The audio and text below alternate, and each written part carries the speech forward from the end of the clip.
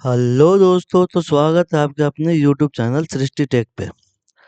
तो आज हम लोग नेमी क्वेश्चन बैंक के सेमेस्टर 1 मॉड्यूल 6 एसी सर्किट के क्वेश्चन को करने वाले हैं। ये हमारा सेमेस्टर 1 का आखिरी चैप्टर है। तो चलिए आज के पहले सवाल की ओर बढ़ते हैं। तो आज का हमारा पहला सवाल है, ससेप्टेंस की इकाई क्या है? पहला सवाल क्या है, ससेप्टेंस की इकाई क्या है? ससेप्टेंस को हम बी से डिनोट करते हैं, ठीक है। तो ससेप्टेंस की इकाई होती है महो। ससेप्टेंस की इकाई क्या होती है? महो। महो को उल्टा ओम की तरह लिखा जाता है। ओम को देखिए इस तरह से लिखते हैं, महो को जस्ट अपोजिट लिखते हैं। ओम किसकी इकाई है? तो ओम है रेजिस्टेंस की। ओम किसकी है? रेजिस्टेंस की। हेनरी किसकी है भाई? इंडक्टेंस की। हेनरी किसकी है? इंडक्टेंस। हेनरी किसकी है? इंडक्टेंस की। फराड किसकी है? कैपेसिटेंस की। चलिए, चारों ऑप्शन का पोस्टमार्टम हो गया। तो हमसे पूछा है इसमें कि यूनिट ऑफ ससेप्टेंस, तो ससेप्टेंस की इकाई क्या है? महो। रेजिस्टेंस किसका? ओम किसका है? रेजिस्टेंस का। हेनरी किसका है? इंडक्टेंस का। फराड किसका है? कैपेसिटेंस का। चलिए दूसरे सवाल की ओर बढ़ते हैं। हमारा दूसरा सवाल बोल रहा है कि प्रेरकत्व कुंडली का प्रतिरोध क्या होगा जो 240 वोल्ट पर 5 एम्पीयर धारा ले 50 हर्ट्ज आपूर्ति 0.8 शक्ति गुणांक है। तो देखिए हमसे पूछा है किसका? प्रेरकत्व कुंडली, इंडक्टिव कॉइल। तो इंडक्टिव कॉइल को एक्सएल से डिनोट करते हैं, तो एक्स एल बराबर हो जाएगा 2 पाई एफ एल। ये होता है 2 पाई एफ एल। तो हमारा फ्रीक्वेंसी दिया हुआ मगर लेंथ नहीं दिया हुआ, तो मेरा ये सूत्र नहीं लगेगा। तो हम सीधा सीधा लिख सकते हैं, यहाँ पे आपको रेजिस्टेंस दिया हुआ है, एम्पियर दिया हुआ है, तो एक्सएल बराबर वी बटे आई। तो हमारा है वी 240 5। तो ये हमारा कट जाएगा 48 टाइम्स में। तो हमारा क्या हो जाएगा? 48 ओम हो जाएगा, ठीक है। ये निमी ने 42.5 दिया है, पर कैसे दिया है पता नहीं। मेरे हिसाब से इसका आंसर हमारा 48 ओम ही आएगा डाटा के अनुसार। चलिए अगले सवाल की ओर बढ़ते हैं। अगला सवाल हमारा है कि एसी श्रेणी परपथ में अनुनाद फ्रीक्वेंसी को कैसे बढ़ा जाता है? अनुनाद फ्रीक्वेंसी जिसको एफ आर से डिनोट करते हैं। क्या से करते हैं? एफ आर से। तो एफ आर का क्या सूत्र होता है? एफ आर का होता है 1/1/2 pi under root L C. Capacitor का बात कर रहा है, तो कह रहे हैं अगर हम क्या संधारित्र के मान को घटाएंगे तो हमारा क्या होगा? अनुनाद आवृत्ति जिसको हम रेजोनेंस फैक्टर बोलते हैं, वो क्या करेगा? बढ़ेगा। तो इसमें हमसे पूछा है कि कैसे बढ़ाया जा सकता है। रेजोनेंस फ्रीक्वेंसी को अगर बढ़ाना है तो हम क्या करेंगे? संधारित्र के मान में कमी करेंगे। तो हमारा ऑप्शन नंबर 3 में बी सही है, ठीक है। अगले सवाल की ओर बढ़ते हैं। अगला सवाल कर रहा है कि 3 कला रिएक्टिव पावर जिसको पीआर से डिनोट करते हैं, निकालने के लिए क्या सूत्र होता है? तो देखिए 3 तरह का पावर होता है, रिएक्टिव पावर, एक्टिव पावर जिसे वास्तविक पावर कहते हैं, फिर आभासी पावर जिसको एपरेंट कहते हैं। तो देखिए इसको इस तरह से हम एक फिगर बना के आपको समझाते हैं ताकि किसी तरह की कंफ्यूजन ना हो। ये होता है रिएक्टिव पावर, रिएक्टिव। ये होता है एक्टिव, ठीक है। ये होता है आभासी, जिसको अपरेंट भी कहते हैं, आभासी पावर। इसे वास्तविक, ठीक है। और ये है रिएक्टिव पावर। तो ठीक इसका जो सूत्र होता है ना, रिएक्टिव पावर का सूत्र होता है VL/IL इंटू साइन थीटा। और जो वास्तविक पावर का होता है उसका होता है VL/IL कॉस थीटा। और आभासी का होता है एस बराबर, आभासी को एस से डिनोट करते हैं, तो VL इंटू आई एल। बस। तो हमसे पूछा किसका है? तो पूछा है हमारा रिएक्टिव पावर। तो रिएक्टिव पावर का क्या होगा? पीआर। पीआर बराबर क्या हो जाएगा? हमारा साइन थीटा अंडर। देखिए ये सिंगल फेज का हम लिखवाए, ठीक है, सिंगल फेज का। मगर जैसे ही 3 फेज बोले तो हर एक के आगे क्या लगाना है? √3 लगा देना। तो यहाँ पे 3 फेज में पूछा इसलिए यहाँ पे क्या किया? √3 को लगाए। अगर हमसे वास्तविक का पूछता तो ये हो जाता, एक्टिव पावर का ये हो जाता। हमसे पूछा है रिएक्टिव पावर का, तो हमारा ये हो जाएगा साइन थीटा वाला क्या हो जाएगा? Reactive power. और कॉस थीटा वाला क्या हो जाएगा? वास्तविक पावर, ठीक है। कह रहा है कि 3 कला प्रणाली में शक्ति गुणांक 0.5 पश्चगामी से नीचे होने का मुख्य कारण क्या है? यहाँ पे देखिए, यहाँ पे लिख रहा है लैगिंग, और क्या बात कर रहा है? शक्ति गुणांक। तो शक्ति गुणांक को कैसे डिनोट करते हैं? cos फाइव से। और cos फाइव कितना बोला? 0.5। तो cos 60 का मान होता है, क्या होता है? cos 60 का मान होता है 1/2, जो यहाँ पे लिखा हुआ है। शक्ति गुणांक कितना का रहा? cos 5। अगर 60 है तो अगर कम होगा तो ये इसका जो अंतराल होगा, डिग्री का एंगल होगा, वो कितना होगा? 60 से 90 के बीच में होगा। तो एक चीज और बताता है, धारा ना इंडक्टर में ले करती है मगर कैपेसिटर में लीड करती है। तो हमारा इसमें ऑप्शन देखते हैं, इसका ऑप्शन क्या है? ऑप्शन नंबर सी देखिए, इसमें क्या करा? Inductive load. तो इंडक्टिव लोड में क्या करेगी? धारा ले करेगी, मतलब लैगिंग करेगी, पीछे रहेगी। और कैपेसिटर में क्या करेगी? लीडिंग करेगी, लीडिंग करेगी मतलब आगे रहेगी। ठीक है, चलिए अगले सवाल की ओर बढ़ते हैं। आज का हमारा अगला सवाल है, कह रहा है कि स्टार संयोजी थ्री सिस्टम में थ्री कला असंतुलित भार में उदासीन चालक। बोल रहा है कि स्टार संयोजन में असंतुलित भार में जो हमारा न्यूट्रल का जो उदासीन चालक है उस पे क्या भार? देखिए, सबसे पहले मैं थोड़ा सा ये स्टार कनेक्शन का डायग्राम बना देता हूँ ताकि आपको समझने में किसी तरह की दिक्कत ना हो। ये स्टार में क्या होता है? इसमें न्यूट्रल इनबिल्ट होता है, ठीक है। तो इसमें बोल रहा है कि असंतुलित असंतुलित कंडीशन में क्या होगा? कलाओं का धारा का बीजगणितीय योग के बराबर होगा। कहने का मतलब है, कलाओं के धारा का बीजगणितीय योग plus I R plus R Y B होता है, I Y plus I B, तीनों के योग के बराबर होगा। मगर निमी ने क्या माना है? कलाओं में किसी के नहीं, ये गलत है, ये नहीं होगा। हमारा कौन सा ऑप्शन होगा? ऑप्शन नंबर बी बिल्कुल सही है। अगर पूछता संतुलित में, तो संतुलित में क्या होता है? शून्य। संतुलित भार में अगर पूछेगा कि हमारा संतुलित भार में उदासीन चालक में धारा क्या होगा? तो शून्य होगा। मगर असंतुलित में पूछेगा तो तीनों कलाओं के धारा के बीच गणितीय योग के बराबर होता है। तो हमारा इसमें क्या होगा? ऑप्शन नंबर बी सही है। ठीक है, अगले सवाल की ओर बढ़ते हैं। अगला सवाल बोल रहा है, three phase 415 volt 50 hertz star system में केवीए के आभासी शक्ति की गणना कीजिए यदि लाइन धारा आईएल 16। देखिए, आभासी शक्ति बोला है, तो आभासी शक्ति को हम क्या बोलते हैं? अभी मैंने लिखवाया है, देखिए यहाँ पे एस बराबर बी, तो पावर बराबर क्या हो जाएगा? पी बराबर B L into I L.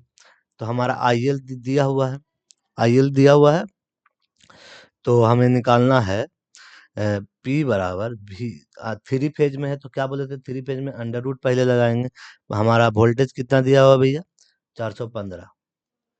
VL दिया हुआ है ना, ये 415 गुना IL कितना दिया हुआ है? IL दिया हुआ है 16 एम्पियर। तो √3 का मान कितना होता है? √3 का मान होता है 1.73 गुना 415 गुना 16। अब इसको आप मल्टीप्लाई कर लेना, हमारा आंसर आ जाएगा 11.5 kVA। अगर मैं मल्टीप्लाई करने बैठूंगा तो वीडियो थोड़ा लंबा हो जाएगा। तो आपको ये सूत्र याद रखना, आभासी का क्या होता है? VL into IL। ठीक है, चलिए अगले सवाल की ओर बढ़ते हैं। हमारा अगला सवाल है, कह रहा है ना कि थ्री फेज बिजली मापन में 2 वाट मीटर W1 और W2 की रीडिंग क्या होगी यदि पावर फैक्टर शून्य है? देखिए, पावर फैक्टर, तो पावर फैक्टर को किस चीज से डिनोट करते हैं? cos five. cos फाइव, अगर पावर फैक्टर शून्य होगा तो cos शून्य का मतलब क्या हो गया? cos 90 degree. cos 90 डिग्री का मान क्या होता है? शून्य होता है। एक इसका फार्मूला होता है हमारे वाट मीटर का, tan फाइव बराबर अंडर √3, क्योंकि थ्री फेज में पूछा है, अंडर √3 P1 माइनस P2 बटा P1 प्लस P2, यही होता है। और हमारा जो tan है, तो tan 90 का मान कितना होता है? tan 90 का मान क्या होता है? इन्फिनाइट होता है या 1/0 होगा। तो अगर 1/0 हो जाए तो क्या हो जाएगा? 1/0, तो P1 प्लस P2 बराबर 0 हो जाएगा। तो क्या बचेगा? P1 बराबर माइनस P2। तो क्या होगा? इसका हमारा ऑप्शन नंबर 4 होगा, W1 is equal to W2 but opposite sign. ये देखिए, दोनों क्या होगा? बराबर होगा, मगर एक में माइनस होगा, एक में पॉजिटिव होगा, है ना। एक में माइनस होगा, एक में पॉजिटिव होगा। W1 और W2 के बराबर होगा, लेकिन विपरीत संकेतक के साथ। वही बोल रहा हूं मैं, देखिए यहाँ पे विपरीत संकेतक के साथ, एक पॉजिटिव है एक नेगेटिव है, मगर दोनों में मान क्या रहेगा? बराबर रहेगा। चलिए अगले सवाल की ओर बढ़ते हैं। आज का हमारा अगला 9वां सवाल क्या कर रहा है, 240 वोल्ट आरएमएस के लिए वोल्टेज का अधिकतम वोल्टेज का अधिकतम मूल्य क्या है?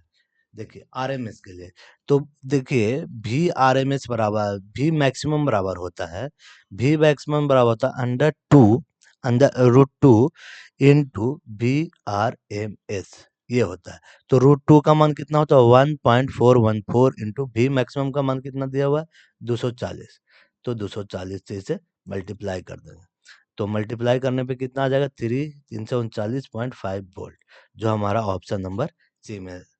ठीक है, अगर मैक्सिमम निकालना है तो under root to Guna B maximum को गुना कर देते हैं, बस यही करना है, इसमें ज्यादा ये सोचने की जरूरत नहीं।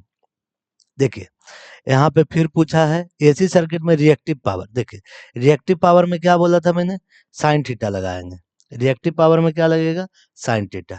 अभी मैंने एक ये वाले ग्राफ से मैंने आपको बताने की कोशिश की थी ना, ये यहाँ पे होती है, ये हुआ हमारा पी आर। एक्टिव पावर में क्या होता है पी आर बराबर V I into sine theta. अगर यही जैसे ये, और वास्तविक पावर में क्या हो जाएगा V I into cos theta.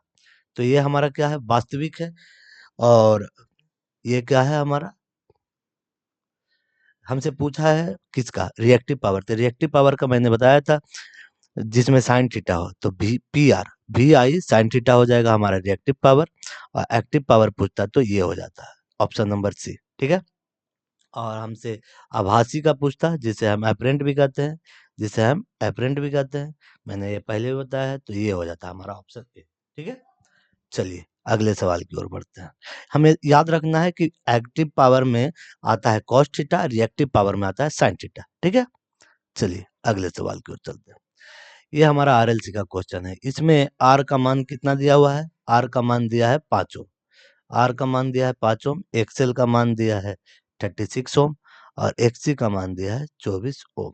ठीक है, तो हमारा होता है सूत्र, हमको निकालना क्या है प्रतिबाधा, प्रतिबाधा को किससे जेड से डिनोट करते हैं, तो जेड स्क्वायर बराबर होता है R square plus XL minus XC का होल स्क्वायर। ठीक है, तो हमारा जेड स्क्वायर और आर का मान कितना दिया हुआ है 5, तो हो गया ये 25 प्लस ये 36 माइनस एक्सी का मान है 24 का होल स्क्वायर, तो इसको घटाएंगे तो 6 में से 4 गया तो ये 12 बचा, तो 12 का होल स्क्वायर, तो हो गया 25 जोड़ बराबर है 44 से, तो जेड स्क्वायर बराबर हो गया, अगर इसको हम जोड़ेंगे 125 और 144 को तो कितना आ जाएगा, तो हमारा आ जाएगा 4×5=169, तो जेड बराबर हो जाएगा √169, तो जेड बराबर क्या आ गया मेरा 13 ओम। तो हमारा ऑप्शन नंबर सी बिल्कुल सही है। देखिए अगर आपको सूत्र पता है ना तो ये क्वेश्चन करने में कोई भी दिक्कत नहीं होने वाली है। तो ये हमारा जो प्रतिबाधा निकालने का सूत्र होता है जेड स्क्वायर बराबर R square plus XL minus XC का होल स्क्वायर। देखिए यहाँ पे जो बड़ा रखा जाता है ना उसको आगे रखता है, अगर एक्सी बड़ा होता है तो इसको आगे रखते हैं, एक्सएल बड़ा है इसलिए इसको आगे रखे हैं। यहाँ पे ये इस तरह का होता है, मतलब ये वाला सिंबल सूत्र में ये सिंबल लगाया जाता है, जो बड़ा होता है अगर एक्सी का मान अधिक होता है तो हम यहाँ लिखते हैं, एक्सएल का मान अधिक है तो यहाँ लिखे। ठीक है, अगले सवाल क्वेश्चन नंबर 13 पे चलते हैं। कह रहा है एकल फेज एसी परिपथ में कलांतर कितना होता है, तो एकल फेज एसी परिपथ में कलांतर कितना होता है, तो 90 डिग्री का होता है। डबल फेज में भी 90 डिग्री का होता है, सिंगल फेज में भी 90 डिग्री का होता है। थ्री फेज में कितना होता है 120 डिग्री का, थ्री फेज में कितना होता है 120 डिग्री का। अगला सवाल कह रहा है कि स्टार संयोजन सिस्टम में लाइन वोल्टेज, स्टार संयोजन सिस्टम में लाइन वोल्टेज तथा फेज वोल्टेज का क्या संबंध है, लाइन वोल्टेज और फेज वोल्टेज हमसे किसका पूछा है स्टार का। ठीक है, तो स्टार में क्या होता है लाइन वोल्टेज बड़ा होता है जो फेज वोल्टेज का √3 गुना होता है, कहने का मतलब है लाइन वोल्टेज फेज वोल्टेज से √3 गुना बड़ा होता है। क्या होता है line voltage, line voltage phase voltage का वोल्टेज से √3 गुना बड़ा होता है। ठीक है, बड़ा होता है। ठीक है। अगर यही डेल्टा में पूछता तो डेल्टा में क्या होता है, जो हमारा लाइन वोल्टेज है और फेज वोल्टेज क्या होता है, बराबर होता है आपस में, ठीक है। मगर हमसे पूछा किसमें, स्टार में, ठीक है। चलिए अगले सवाल की ओर चलते हैं। तो हमारा ऑप्शन नंबर ए बिल्कुल सही है। देखिए ऑप्शन नंबर में ए में भी यही सेम चीज ऑप्शन में दिया हुआ है। चलिए अगले सवाल की ओर बढ़ते हैं। अगला सवाल है हमारा, कह रहा है कि 3000 संतुलित भार शक्ति गुणांक 0.8 दिया हुआ स्टार में संयोजित थ्री फेज कलम है, जिसका वोल्टेज 415 वोल्ट है और फ्रीक्वेंसी 50 हर्ट्ज है। तो लाइन धारा को क्या करना है, निकालना है।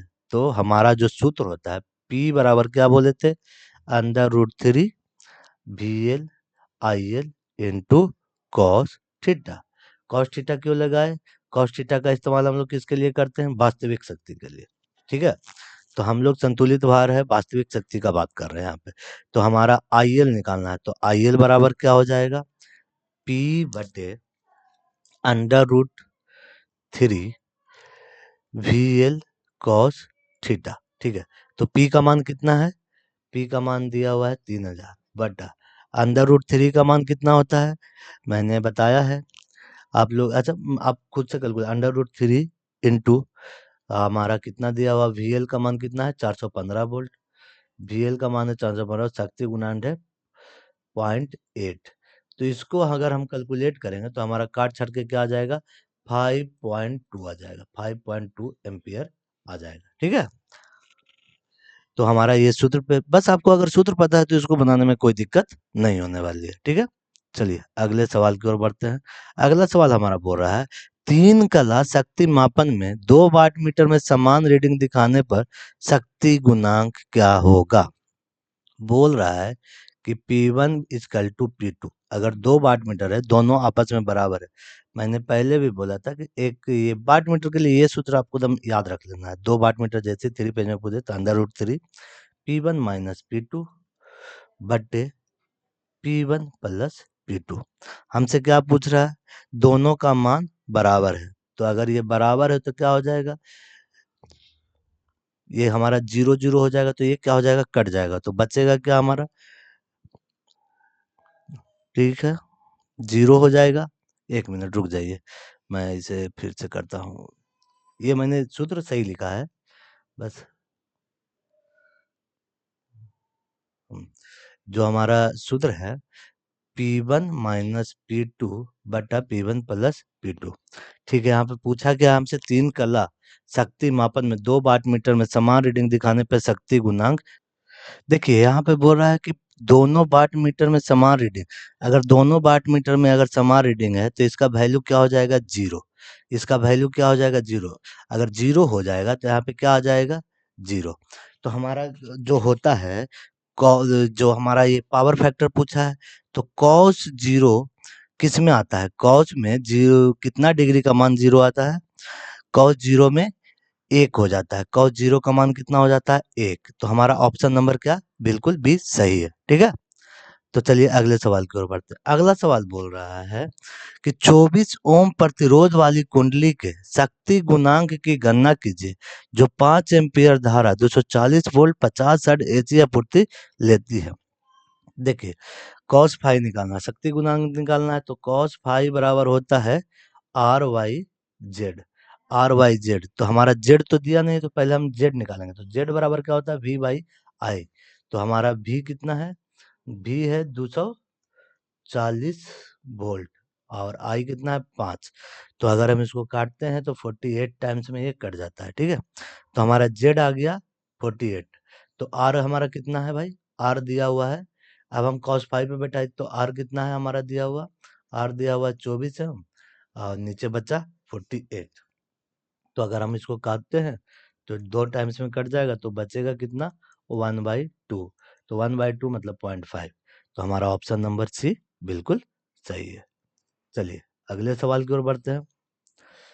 हमारा अगला सवाल पूछ रहा है, देखिए यही सूत्र पूछ रहा है, कह रहा है कि RLC प्रतिबाधा Z की गणना करने का सूत्र क्या है, यदि एक्सेल XC से कम है, एक्सेल XC से कम है, मतलब प्रेरकीय प्रतिघात एक्सेल धारतीय प्रतिघात XC से कम है। तो मैंने अभी तुरंत लिखवाया था कि जैसे हमने लिखवाया था जेड बराबर क्या होता है, मैंने यहाँ पे लिखवाया था जेड स्क्वायर बराबर, लिखवाया था ना आपको, R square plus X C minus XL का होल स्क्वायर। तो यहाँ पे जेड का स्क्वायर हटा दिया है, तो जेड बराबर क्या हो जाएगा, R square plus X C minus XL का होल स्क्वायर। तो हमारा ऑप्शन नंबर डी बिल्कुल सही है। ये सूत्र है प्रतिबाधा ज्ञात करने की। इसको यहाँ पे लिखा है क्या कि यदि प्रेरकीय प्रतिघात एक्सेल धारता प्रतिरोध से कम है, इसीलिए इसको इधर लिखा गया। मैंने बोला था कि बड़े वाले को क्या लिखना है, आगे लिखना है। यहाँ पे बोला एक्सेल बड़ा है किससे, छोटा है किससे, एक्सी से। तो एक्सी को हम लोग पहले जो बड़ा रहता है वहां पे ये लिखा जाता है, ठीक है। 19 नंबर क्वेश्चन बोल रहा है कि प्रतिरोध R 15 ओम है, परिणामी प्रतिरोध 20 ओम में 240 वोल्ट 50 हर्ट्ज एसी आपूर्ति से जुड़ा है, तो आरएल सी शक्ति की गणना करें। तो हमारा देखिए यहाँ पे होगा Z बराबर under root R square plus X का स्क्वायर। हमारा एक्स क्या है, परिणामी प्रतिघात है, और आर क्या है, हमारा प्रतिरोध है। तो ठीक है, तो क्या हो जाएगा, जेड बराबर हो जाएगा, आर का मान कितना है 15, तो 15 का स्क्वायर कितना हो जाएगा 225 मल्टीप्लाई ए प्लस होगा, मल्टीप्लाई नहीं होगा, ये प्लस होगा, ये मल्टीप्लाई गलती है। ठीक है, तो एक्स का क्या है 20, 20 का होल स्क्वायर कितना हो जाएगा 400, कितना हो जाएगा 400। तो जेड बराबर जोड़ने पे क्या आ जाएगा, 4 2 6 625, तो ये 625 हो जाएगा, ठीक है। तो 625 किसका है भाई, ये हमारा 25 का, तो 25 ओम आएगा, ठीक है। मगर हमसे पूछा है शक्ति गुणांक, तो cos फाइव बराबर क्या होता है भाई, cos फाइव बराबर होता है आर बाई जेड। तो आर हमारा कितना दिया हुआ है, आर है 15, आर है 15 और जेड कितना आया 25, तो 5 तिया 15 पचे 25, तो 3 बटा हो गया 5, तो हो जाएगा अगर ऊपर काटेंगे तो 6 5 30, तो 0.6 बार में ये कट जाएगा। तो ऑप्शन हो जाएगा ऑप्शन नंबर बी बिल्कुल सही है, ठीक है। चलिए अगले सवाल की ओर बढ़ते हैं। अगला सवाल बोल रहा है कि 240 वोल्ट 50 हर्ट्ज एसी आपूर्ति 8 एम्पीयर धारा वाले जुड़े आरएलसी समानांतर सर्किट में मान एडमिटेंस बाई की गणना करें यदि माध्यम से करंट पास किया जा रहा है। तो बाई एडमिटेंस को किससे डिनोट करते हैं, तो बाई, बाई बराबर क्या होता है आई बटा भी। तो हमारा आई कितना दिया हुआ है भैया, आई है 8 एम्पियर, वोल्टेज कितना है 240, तो 8 तिया 24, तो हो गया 0.30, तो हो जाएगा 1/30 हो गया। तो अगर मैं इसे भागा दूंगा तो कितना हो जाएगा, तो बाई बराबर हो जाएगा 0.033 महो। महो को क्या करते हैं, उल्टा डिनोट करते हैं हम लोग। हमारा ऑप्शन नंबर सी बिल्कुल सही है। अगला सवाल हमारा बोल रहा है एकल कला आरसी समानांतर परपथ में लाइन धारा आईएल की गणना करने का सूत्र क्या है। देखिए यहाँ पे पैरेलल में पूछा है, तो पैरेलल में हो जाता है भी है जो रेजिस्टेंस इंडक्टेंस एवं कैपेसिटेंस के क्या होता है बराबर होता है, कैपेसिटेंस के क्या होता है बराबर। तो हमसे पूछा कि इसका आईएल, तो यहाँ पे हम लिख सकते हैं आईएल स्क्वायर बराबर आई आर स्क्वायर का आई सी स्क्वायर। तो हमको अगर आईएल सीधा सीधा निकालें तो क्या हो जाएगा under root I R square plus I C का होल स्क्वायर। तो ये हमारा आंसर हो जाएगा, ठीक है। तो हमारा देख लेते हैं आंसर में क्या दिया हुआ है।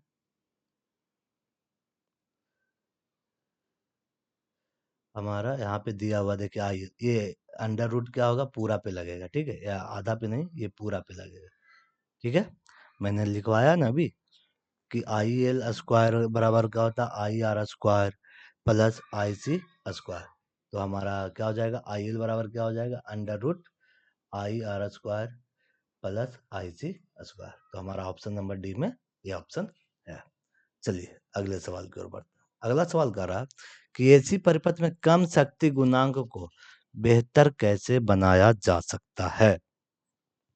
देखिए शक्ति गुणांक को बेहतर बनाना है ना, तो संधारित्र को हम लोग पैरेलल में जोड़ते हैं, संधारित्र को समानांतर में जोड़कर। अगर संधारित्र को कैपेसिटर को पैरेलल में जोड़ते हैं तो हमारा क्या होता है, पावर फैक्टर में इम्प्रूवमेंट आता है। अगर मुझे श्रेणी में अगर उसको कनेक्ट करेंगे तो क्या फेज विभवांतर का काम करेगा, श्रेणी में जोड़ने पे फेज विभवांतर का, अगर उसको पैरेलल जोड़ते हैं तो किसका काम करेगा, पीएफ मतलब शक्ति गुणांक को बढ़ाने के काम आता है। चलिए अगले सवाल की ओर चलते हैं। कह रहा है डेल्टा से जुड़े सिस्टम में लाइन करंट आईएल और फेज करंट आईपी के बीच में क्या संबंध है। तो देखिए डेल्टा में पूछ रहा है, ठीक है, तो हमसे पूछ रहा है कि डेल्टा में जुड़े सिस्टम में लाइन करंट आईएल और फेज करंट में क्या संबंध है। तो डेल्टा में मैंने अभी थोड़ा देर पहले बताया था कि डेल्टा में क्या होता है, वीएल और वीपी क्या होता है, बराबर होता है, ठीक है। तो आईएल निकालना है, तो आईएल बराबर क्या हो जाएगा, आईएल बराबर √3 आईपी, मतलब 3 गुना हो जाएगा। तो √3 आईपी फेज करंट के 3 गुना होता है, √3 गुना होता है, ठीक है। ये होता है डेल्टा में। अगर स्टार में पूछेगा तो क्या हो जाएगा, आईएल बराबर आईपी, आईएल बराबर आईपी और वीएल बराबर √3 वीपी, ठीक है। चलिए अगले सवाल की ओर बढ़ते हैं। स्टार और डेल्टा मैंने यहाँ दोनों समझा दिया है। अगले सवाल की ओर चलिए। अगला सवाल हमारा क्या है भाई, अगला सवाल बोल रहा है कि कला अनुक्रम मीटर का उद्देश्य क्या होता है। देखिए जो फेज सीक्वेंस मीटर होता है ना, वो फेज की कनेक्शन को दिखाता है। इसमें एक डिस्क होती है जिसमें एक छेद किया रहता है, उसमें आर बाई बी में केबल लगा हुआ है कि आर बाई बी में लगा हुआ है, आर बी बाई में लगा हुआ है, वो डिस्क घूम के बताता है कि केबल का डायरेक्शन क्या है। तो ensure the correct phase sequence of 3 phase system, तो इससे क्या पता चलता है कि किस तरह से ये केबल हमारा जुटा हुआ है।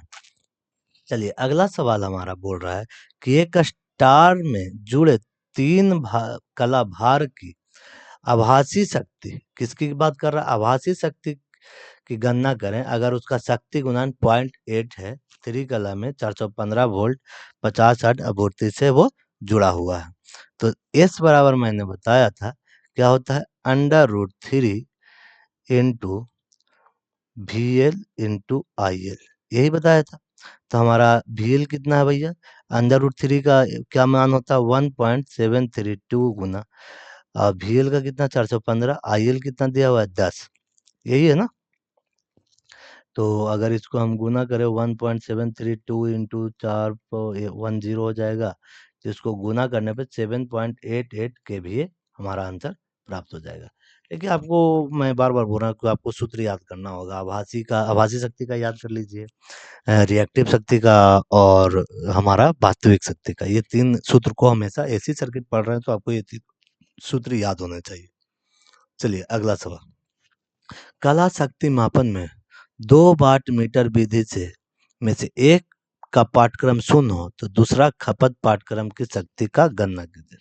अगर एक का शून्य है, जैसे कहने देखिए मैंने यहाँ पे tan फाई बराबर या tan थीटा बराबर क्या होता है, √3 P1 माइनस P2 बटा P1 प्लस P2, ये सूत्र को आपको याद रखना। 3 फेज में 2 वाट मीटर सिस्टम जहां भी पूछे ये वाला सूत्र आपको लगाना है। बोल रहा है कि एक का मान मैं 0 कर दूं, जैसे √3, एक को मैं P मान लेता हूँ और दूसरे को मैं क्या करता हूँ शून्य, बटा नीचे वाले को भी P मान लेता हूँ और एक को मैं क्या कर देता हूँ शून्य। तो ये क्या हो जाएगा, ये आपस में कट जाएगा, तो बचेगा क्या √3। और हमसे पूछा क्या है, शक्ति गुणांक, ठीक है। तो tan cos 60 का मान क्या हो जाएगा, cos 60 का मान होता है 1/2 बराबर 0.5, तो हमारा क्या हो जाएगा 0.5, ठीक है। चलिए अगला मान, पावर फैक्टर बोला है इसलिए cos फाई का मान रखा है, पावर फैक्टर बोला है इसलिए, ठीक है। चलिए अगले सवाल की ओर बढ़ते हैं। अगला सवाल है कि फॉर्म फैक्टर का सूत्र क्या होता है। तो फॉर्म के एफ बराबर होता है आरएमएस वैल्यू बटे एवरेज वैल्यू, हमारा ऑप्शन नंबर बी बिल्कुल सही है, ये गलत है, ऑप्शन नंबर ए नहीं होगा। फॉर्म फैक्टर का होता है आरएमएस वैल्यू बटे एवरेज वैल्यू, ठीक है। चलिए अगले सवाल की ओर चलते हैं। अगला सवाल बोल रहा है कि एसी समानांतर परपथ में धारा के कुल विरोध के रूप में किस विद्युत शब्द को परिभाषित किया जाता है। तो धारा के विरोध के रूप में करते हैं हम लोग एडमिटेंस, किसका प्रयोग करते हैं, एडमिटेंस का प्रयोग कर रहा है। अगला सवाल कर रहा है क्या कर रहा है भाई, एसी परिपथ में वोल्टेज V और करंट I के बीच में क्या संबंध है? देखिए यहाँ पे क्या है, धारा पीछे है, धारा पीछे है। एक्चुअल में यहाँ पे आपको दिख रहा है आगे, मगर पहले किसने शुरू किया है? वोल्टेज ने, और इसने पहले खत्म भी किया है। वोल्टेज, धारा क्या है यहाँ पे, धारा पीछे है। तो धारा पीछे किस में होती है? तो इंडक्टेंस में, इंडक्टर में। क्या बोला था मैंने? धारा पीछे किस में होती है? इंडक्टर में। तो क्या होगा, प्रतिरोध एवं प्रेरकत्व परिपथ में क्या होती है? धारा पीछे होती है, कितना होती है? 90 डिग्री से पीछे होती है। अगर धारता पूछता, तो धारता पूछता तो क्या हो जाता? धारता पूछता मतलब ये लैगिंग लीडिंग पूछता तो हमारा क्या हो जाता? संधारित्र, कैपेसिटर हो जाता। अगर धारता पर ही लीडिंग पूछता तो कैपेसिटेंस होता। मगर हमसे पूछा है क्या, लैगिंग कर रहा है, तो हमसे क्या होगा? लैगिंग किस में करता है? इंडक्टेंस में क्या करता है? लैगिंग करता है। अगला सवाल की ओर बढ़ते हैं। कह रहा है कि तीन कला प्रणाली में यदि सक्रिय शक्ति 4 किलोवाट है और आभासी शक्ति 5 किलोवाट है, तो प्रतिक्रियाशील शक्ति का ज्ञात कीजिए। मतलब प्रतिक्रियाशील शक्ति, ठीक है। तो क्या हो जाएगा भाई, तो हमसे पूछ रहा है रिएक्टिव पावर। तो 1 मिनट, मैं ये देखिए इस तरह से बनाते हैं। तो हमारा दिया हुआ है, ये दिया है सक्रिय वास्तविक शक्ति कितना दिया है? 4। और ये हमें रिएक्टिव पावर निकालना है। आभासी दिया है 5 kVA, ठीक है। तो देखिए, तो हमारा ये क्या होता है? कर्ण स्क्वायर बराबर क्या होता है? आधार स्क्वायर प्लस लंब स्क्वायर, यही होता है ना। तो हमारा कर्ण कितना है? 5 का स्क्वायर बराबर आधार कितना है? 4 का स्क्वायर प्लस लंब को x मान लेते हैं, क्योंकि इसका मान को ज्ञात करना है। तो ये हो गया 25 16 प्लस x का होल स्क्वायर, ठीक है। तो हो जाएगा एक्स स्क्वायर बराबर 25 माइनस 16, तो बचा कितना? 9। तो ये √9 हो जाएगा, तो बचेगा कितना? 3। तो हमारा ऑप्शन क्या हो जाएगा? 3। तो हमारा रिएक्टिव पावर का मान कितना आ जाएगा? 3। देखिए कितना आसान है निकालना। अगर आपको सूत्र आता है तो निकालने में किसी तरह की कोई समस्या नहीं होने वाली है। अगला सवाल बोल रहा है कि RLC सीरीज सर्किट में अनुनाद क्या होता है? देखिए एक्सी एक्सएल के क्या होता है? बराबर होता है। एक्सएल एक्सिस के क्या होता है? बराबर होता है। तो ऑप्शन नंबर बी, प्रेरकीय प्रतिघात एक्सएल धारता प्रतिघात की क्या होती है? बराबर होती है, ठीक है। तो एक्सएल बराबर एक्सी होता है। अगले सवाल की ओर बढ़ते हैं। हमारा अगला सवाल 33 नंबर क्वेश्चन क्या कर रहा है? कह रहा है कि 3 कला 2 वाट मीटर विधि में वाट मीटर में अगर ऋणात्मक पाठक्रम देने पे धनात्मक पाठक्रम कैसे प्राप्त करें? तो देखिए वाट मीटर में एक्चुअली क्या होता है ना, 2 कॉइलें होती है। एक होती है करंट कॉइल, एक होती है प्रेशर कॉइल। एक क्या होती है? Pressure coil. ये अगर आप वाट मीटर का सिंबल देखे होंगे तो कुछ इस तरह का सिंबल होता है। तो ये होती है करंट कॉइल, ये होती है प्रेशर कॉइल, ठीक है। तो अगर उल्टा दिखाए ना, तो प्रेशर कॉइल के टर्मिनलों को क्या कर दिया जाता है? बदल जाता है। इस दोनों टर्मिनल को आपस में क्या करेंगे? बदल देंगे। तो मीटर में दबाव कुंडली के संयोजन को क्या करते हैं? बदल देते हैं, ठीक है। चलिए अगला सवाल की ओर चलते हैं। कह रहा है जया बकरी एसी के लिए फॉर्म फैक्टर क्या होता है? तो ये होता है 1.11। ये कितना होता है? 1.11। जया बकरी या इसको ऐसे भी बोल सकते हैं, फुल वेव रेक्टिफायर के लिए भी यही होता है। फुल वेव के लिए भी यही होता है, ठीक है। और हाफ वेव के लिए होता है हमारा 1.57। ये होता है हमारा वर्गाकार के लिए। एक हमारा किसके लिए होता है? वर्गाकार के लिए, जो डीसी में इस्तेमाल करते हैं, ठीक है। तो हमारा पूछ रहा है जय बकरी तरंग क्या होता है? 1.11। अगर फुल वेव का भी पूछे तो भी 1.11 ही जवाब देना है। चलिए 35 नंबर सवाल हमारा क्या कर रहा है कि एसी समानांतर परिपथ में प्रेरकत्व का पारस्परिक क्या है? तो प्रेरकत्व का पारस्परिक होता है ससेप्टेंस। प्रेरकत्व का क्या होता है? ससेप्टेंस। चलिए अगला सवाल हमारा क्या है? अगला सवाल बोल रहा है कि धारा एवं वोल्टेज के मध्य कौन सा संबंध दर्शाया जा रहा है? तो देखिए जहाँ पे धारा शुरू हो रही है वहां पे करंट भी शुरू हो रही है, और कहाँ खत्म भी एक ही जगह हो रहा है। तो धारा एवं वोल्टेज समान कला में है। मतलब current and voltage are in phase, मतलब समान फेज में है, ठीक है। चलिए अगले सवाल की ओर बढ़ते हैं। हमारा आज का अगला सवाल क्या कह रहा है? 37 नंबर सवाल कह रहा है कि 2 watt meter W1 and W2 विधि द्वारा कुल शक्ति की गणना करें यदि 1 वाट मीटर W2 रीडिंग उलटने के बाद ली जाती है। देखिए यहाँ पे काफी ज्यादा क्वेश्चन वाट मीटर से पूछे गए हैं, ठीक है। तो लिए गए हैं। तो क्या होगा, कह रहा है 2 वाट मीटर W1 और W2 विधि द्वारा कुल शक्ति की गणना करें यदि 1 वाट मीटर W2 रीडिंग उलटने के बाद ली गई है। अगर उलटने के बाद ली गई है तो W1 माइनस क्या हो जाएगा WT, मतलब W1 से W2 को घटाएंगे, ठीक है, क्योंकि पहले तो सीधा था फिर बाद में उल्टा गया ना उसे, ठीक है। अगले सवाल की ओर बढ़ते हैं। अगला सवाल बोल रहा है कि कौन सी थ्री कला प्रणाली में फेज वोल्टेज को मापने के लिए कृत्रिम उदासीन तार की आवश्यकता होती है। देखिए, स्टार संयोजन में क्या होता है, उसमें इनबिल्ट होता है। मैंने पहले भी बताया था कि स्टार संयोजन में क्या होता है, इससे न्यूट्रल निकलती है, ठीक है। स्टार संयोजन में तो क्या होती है, इससे न्यूट्रल निकलती है, मगर बोल रहा है कि फेज वोल्टेज मापने के लिए कृत्रिम उदासीन, तो ये डेल्टा में जो डेल्टा कनेक्शन होते हैं ना, उसमें ये वाले स्टार को संयोजित किया जाता है। स्टार कनेक्शन को क्या करते हैं, संयोजित करते हैं। 3 तार डेल्टा संयोजन सिस्टम, ठीक है। कृत्रिम रूप से जो न्यूट्रल बनाया जाता है वो किसमें बनाया जाता है, डेल्टा संयोजन में बनाया जाता है, क्योंकि डेल्टा में कोई भी होता नहीं है, तो इसलिए कृत्रिम रूप से इसमें डेल्टा जो संयोजन करते हैं तब जाके हमें क्या मिलती है, कृत्रिम रूप से डेल्टा में हमें न्यूट्रल की प्राप्ति होती है, उदासीन चालक की प्राप्ति होती है। अगला सवाल बोल रहा है कि 3 फेज सिस्टम में यदि फेज वोल्टेज 240 हो तो लाइन वोल्टेज क्या होगा। 3 फेज सिस्टम में और लाइन वोल्टेज क्या होगी, तो ठीक है। तो हमारा क्या होता है भाई, VL बराबर क्या हो जाएगा, √3 इंटू BP।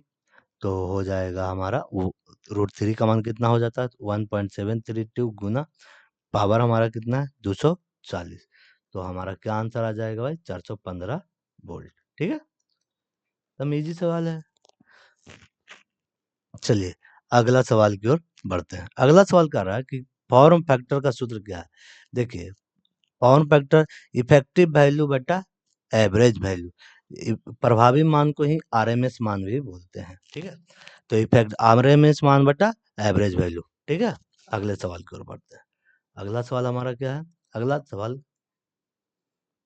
अगला सवाल हमारा है कि RLC सर्किट में जेड की गणना करने का सूत्र क्या है। तो मैंने अभी बताया था कि जेड बराबर होता है √R² प्लस एक्सएल समानुपाती XC का होल स्क्वायर।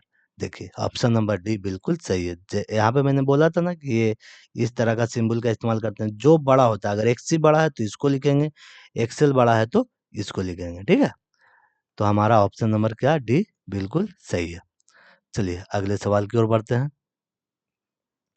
अगला सवाल है हमारा, क्या कह रहा है कि 3 फेज शक्ति माप में 2 वाट मीटर विधि से 1 वाट मीटर ऋणात्मक हो तो पावर फैक्टर क्या होगा। तो पावर फैक्टर क्या होगा भाई, तो देखिए, अगर बोल रहा है कि पावर फैक्टर, सबसे पहले पावर फैक्टर को cos फाई से डिनोट करते हैं। तो पावर फैक्टर अगर कह रहा है कि वाट मीटर ऋणात्मक हो तो पावर फैक्टर क्या होता है। अगर देखिए, अगर cos फाई का मान रखें, cos 60 का मान क्या होता है 1/2, तो 1/2 है, तो ये क्या है 0.5 के बराबर है। अगर इससे भी कम है तो क्या होगा, √3 गुना हो जाएगा ये। तो मतलब कहने का मतलब ये हमारा कि tan थीटा बराबर है √3 P1 प्लस P2 बटा P1 माइनस P2 बटा P1 प्लस P2। कहने का मतलब है अगर इसके मान को हम घटाएंगे तो इसके मान में वृद्धि होगी, ठीक है। तो वही मैं बता रहा था कि cos 60 बराबर क्या होता है 1/2, तो हो गया 0.5। तो अगर ये इससे कम करेंगे तो क्या होगा, लेस देन 0.5 से कम हो जाएगा, ठीक है। कह रहा 3 कला एसी परिपथ में कलांतर कितने होते हैं। तो 3 फेज में भैया कितने होते हैं, 3 फेज में कितने होते हैं, तो 120 डिग्री। मैंने आपको पहले भी बताया था 3 फेज में 120 डिग्री। 90 किस में होते हैं, सिंगल फेज में या 2 फेज में होते हैं, ठीक है। अगले सवाल की ओर बढ़ते हैं। आज का हमारा अगला सवाल क्या है, कह रहा कि किस स्थिति में RLC सर्किट कहा जाता है। तो मैंने पहले बताया था कि एक्सएल बराबर क्या होता है, XC, एक्सएल बराबर क्या होता है XC, ठीक है। चलिए अगला सवाल, आज का आखिरी सवाल है। कह रहा कि स्थिर एंगुलर वेलोसिटी में कितने परिमाण का घूर्णन होता है। तो स्थिर एंगुलर वेलोसिटी में कितने परिणाम का घूर्ण होता है, तो होता है फेजर परिणाम। क्या होता है, फेजर परिणाम। तो चलिए आज हमारा सेमेस्टर 1 का सारा ये मॉड्यूल 6 का भी क्वेश्चन समाप्त हो गया। मैं अगले वीडियो में सेमेस्टर 2 की कोशिश करूँगा वीडियो लाने की। अगर आपको वीडियो अच्छी लगी हो तो अपने दोस्तों के साथ शेयर करें, चैनल पे नए हैं तो सब्सक्राइब करें। चलिए मिलते हैं नेक्स्ट वीडियो में, तब तक के लिए धन्यवाद।